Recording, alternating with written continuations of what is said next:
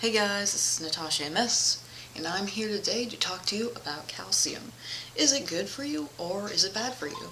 So I started looking into this, and I came across this article called The Good, the Bad, and the Ugly of Calcium Supplementation, a review of calcium intake on human health.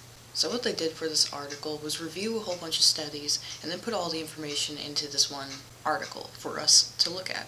And that's what we're going to be doing today, reviewing this. So let's have a look at their findings. There is studies showing calcium is good for osteoporosis, especially if you take calcium with vitamin D, because vitamin D helps calcium absorb better. For postmenopausal women, it helps prevent bone loss. For cardiovascular disease, 820 milligrams of dietary calcium has an effect up to a 30% decrease in risk of myocardial infarction. For gastrointestinal disease, they concluded that an increase of 100 milligrams dietary calcium intake per day lowered the risk of colorectal cancer by 5%, and an increase of 1,000 milligrams daily dietary calcium consumption decreased incidence of colorectal cancer by 37% and the risk of colon cancer by 50%. For kidney stones, a 12-year prospective study of 91,731 women without a history of kidney stones with 12-year follow-up suggested that high dietary calcium could reduce the risk of kidney stones, whereas the risk would be increased in women with high supplemental calcium. The mechanism of different results caused by different types of calcium on kidney stones has not been definitively determined, but it is likely that dietary calcium decreases the absorption of oxalate and is probably associated with the timing of calcium ingestion relative to the amount of oxalate consumed. Consequently, it is reasonable to speculate that the effect of supplemental calcium on kidney stone risk depends on whether supplements are received with or between meals. But wait, there's more! So these were the good things mentioned about calcium through the studies they reviewed, but they also found studies that contradict these good outcomes. And I'll have my little Microsoft buddy David read it for us. Potential adverse effects of calcium supplementation. Despite the above-mentioned studies providing powerful evidence for beneficial health-related effects of taking calcium, some recent evidence has implied that calcium supplementation might increase the risk for cardiovascular diseases and malignancy. What is more notable about these adverse effects is that, under the recommended dosage, calcium would produce some unwelcome reactions.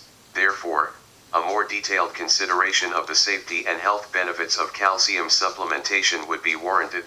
A number of adverse events are possibly influenced by calcium supplementation. These include myocardial infarction, constipation, colorectal neoplasms, and kidney stone. For example, in the Kuopio osteoporosis study, where 10,555 women were followed for 7 years, the HR for coronary heart disease in those who were taking calcium was 1.24 compared with non-users 0.52. Thus, a doubt was for the first time raised in the beneficial effects of calcium supplementation on bone due to its adverse cardiovascular effects by this randomized control study. Moreover, a total of 1,460 postmenopausal women were randomized to taking calcium or a placebo and followed over 5 years, and the HR was found to be 1.12 for incident ischemic heart disease, 95% CI equals 0.77, 1.64, 0.53. These surprising findings from the large related studies provide a stimulus for evaluating the effects of calcium on some disease events in other trials, which we describe below. That's what I found very fascinating about this article, because it not only points out the good things, the positive effects of calcium, but also points out the potential risks, which makes us think and raises questions. So let's take a look at what they found. Osteoporosis.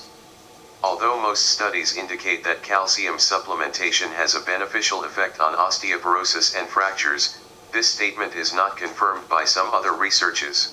Whereas Joe et al. Found that dietary calcium intake 1,137 mg/d would increase the risk of hip fractures in women. 54 A meta-analysis with 7 cohorts totaling 170,991 women reported that calcium supplementation does not reduce the risk of hip fractures, and on the contrary, an increase in risk is possible. 4 From these studies, the benefits of calcium supplementation become unclear, and there may be a therapeutic window where the greatest benefits on skeletal health are gained. Further research is needed to clarify this, with respect to dietary intake, ethnicity, race, age, and gender. See, it is much more complex when you break it down like this. It's not just black and white. It's all in the gray area. Now let's look at the potential adverse effects it puts on the heart. Cardiovascular diseases. The side effects of calcium have long been focused on cardiovascular diseases as the principal concern. Cardiovascular diseases, especially myocardial infarction and myocardial ischemia, are among the leading causes of death around the world. It is estimated by a meta-analysis, including 11 randomized controlled trials, that calcium supplements have up to 30% increased risk for myocardial infarction. 55 It was noteworthy that men or women aged greater than 50 years were recommended to take greater than or equal to 1,000 mg/d calcium according to the guidelines. 56 However, the risk of cardiovascular diseases appears to be particularly increased when those doses are actually used.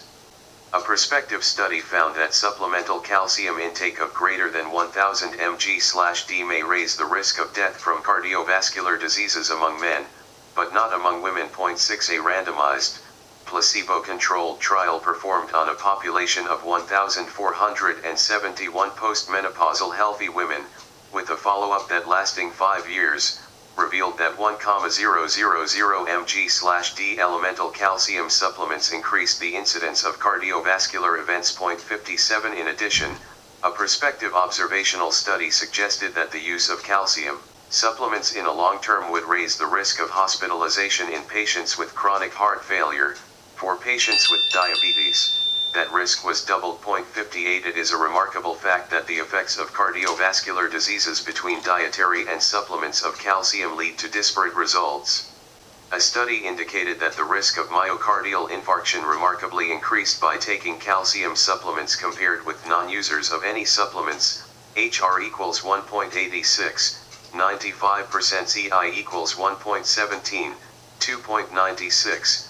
35 The finding of an adverse trend in cardiovascular diseases with calcium supplementation is not necessarily surprising, as calcium supplements potentially contribute to elevated serum calcium levels and possibly accelerated cardiovascular calcification in the long run. 59 Which is predictive of cardiovascular event rates. 60 Because of the high incidence of cardiovascular disease, any effects of calcium supplements on vascular health could be as important in terms of their effects on morbidity and mortality as their effects on osteoporosis or bone health. 61 As these adverse effects are confirmed, a comprehensive reappraisal of taking calcium supplements may be required. Leaves you with quite a few questions, doesn't it? Let's take a look at what they found on gastrointestinal disease. Gastrointestinal diseases. The second major safety concern with respect to calcium has been gastrointestinal diseases. The conclusion regarding the effects of calcium supplements on the gastrointestinal diseases is not totally consistent. Calcium supplements may increase the incidence of constipation, severe diarrhea, and abdominal pain. 1,62 It highlights that calcium carbonate is more often associated with gastrointestinal side effects, including constipation, flatulence, and bloating. 18 Of the 92,000 adverse events recorded, the occurrence of constipation was increased with calcium carbonate treatment, 1,200 mg/d, in a 5-year, double-blind, placebo-controlled study. 53 Moreover, some studies demonstrated a negative correlation between the intake of calcium and colorectal adenoma. A meta-analysis of 24 studies exploring the relationship between calcium supplementation and colorectal adenoma implied that the pooled RR was 1.13 for the occurrence of colorectal adenoma, 95% CI equals 0.91, 1.39, .63 as stated previously, these findings are inconsistent as other research has shown reduction in the risk of colorectal cancer with calcium supplements. Here's what they found on kidney stones. Kidney stone. The third major concern regarding the safety of calcium has been the occurrence of kidney stones. Despite that calcium has positive effects on kidney stones by some researches, the literature is not consistent regarding the relationship between calcium and kidney stone formation. It was found that the abnormality of urinary supersaturation is one of the main factors for the formation of kidney stones. .64 specifically, levels of supersaturation above 1 can easily result in crystal deposits and growth and are considered a high-risk factor in kidney stone formation. The formation of urinary calcium oxalate stones is probably related to abnormal oxalate metabolism. .52 of note, people lacking adequate calcium intake should carefully consider the intake of oxalate-rich foods, such as spinach, chocolates, and teas. .53 While studies indicate the potential beneficial effects of dietary calcium intake on the reduction of the risk of kidney stones, individuals who consumed any amount of supplemental calcium had an increased risk for kidney stones compared with individuals who did not consume supplemental calcium. .50 A study performed in 53 postmenopausal women with 1,000 mg/d calcium, with 400 IU/d vitamin D, for 1 year showed a weak relationship with kidney stones formation. Only one patient with urinary calculi was proved by ultrasonography. However, the small sample size and short clinical trial duration may contribute to lack of significant findings in this study. .65 Nonetheless, a study conducted in 2006, including 36,282 postmenopausal women aged 50 to 70 years followed up for an average of 7 years, receiving either 1,000 mg/d elemental calcium or placebo, found a 17% increased risk of developing kidney stones, with 449 women reporting kidney stones in the calcium with vitamin D group vs 381 women in the placebo group. .24 Normally, stone formation in a normal kidney is relatively rare and is probably due to a combination of factors, such as health condition, urinary acidity, dietary habit, and variation in intake of calcium supplements, calcium oxalate, calcium citrate, and calcium carbonates. Dietary calcium is more beneficial for health in the aspect of kidney stone development. .66 And they also list an extra one here under other diseases. Other diseases. In addition, adverse effects of calcium on other diseases such as age-related macular degeneration, AMD, and metabolic syndrome were reported. A recent cross-sectional study found that greater than 800 mg/d of calcium consumption in people aged greater than 67 years may increase the risk of AMD compared with those who do not take calcium, or equals 2.63, 95% CI equals 1.52, 4.54. .67 A study in Korea found that men taking dietary calcium greater than 1,200 mg/d had increased the prevalence of metabolic syndrome compared with those taking 1,200 mg/d, but no similar correlation was found in women. 32. For ease of reference, we summarized the above most salient points for the benefits and adverse effects in Table 2. Now, this, I really liked what they did here. It is very convenient, actually, but they listed the references, the potential beneficial effects of calcium supplementation, and then there's the references for that, and there is also osteoporosis, cardiovascular disease, kidney stones, and then there is the potential adverse effects of calcium supplementation, and then they list the references in there too, which if you actually went to this page, it would make it easier. You just go and click one of these and you can just read it. So now we come to the conclusion part. Conclusion. The issue of safety in people receiving calcium has long been a matter of debate. There is an abundance of data for beneficial effects and side effects in the literature on the role of calcium. All taken together, it is important to balance the advantages and disadvantages of calcium supplementation on human health. Based the literature, calcium supplementation is a double-edged sword in promoting bone formation or preventing osteoporosis, as it also may have a potential negative impact. Many factors could account for the inconsistencies in earlier studies. First, different dosages of calcium may induce different results. Second, dietary calcium may have beneficial effects than calcium supplements. Third, different populations and sample sizes may affect the results of studies. In the reported studies, sample sizes vary from several hundreds to several thousands. Last, there are still some unknown mechanisms affecting the results. Therefore, further experimental studies are necessary to decipher the mechanisms of the calcium intake affecting those diseases.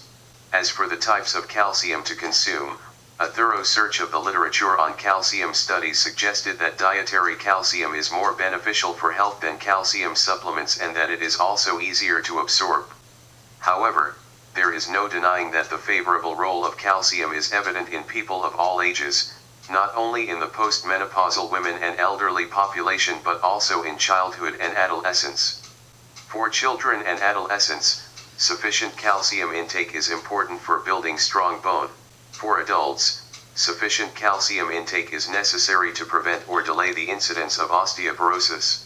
The expert from NOF recommended 1,200 mg/d of calcium intake for women aged greater than 51 years and men aged greater than 71 years and 1,000 mg/d for men aged greater than 50 years 56. But based on the above mentioned literature, the proper dosages of calcium supplementation for people are actually not clear, especially when considering its adverse health effects.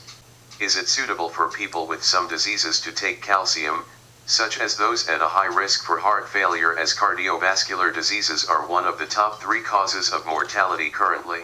And if taking calcium is necessary for those people, what is the proper dosage? There appears to be no clear answer to questions like these. Therefore, we recommend that calcium supplementation should be prescribed cautiously and take into account the health status of individuals.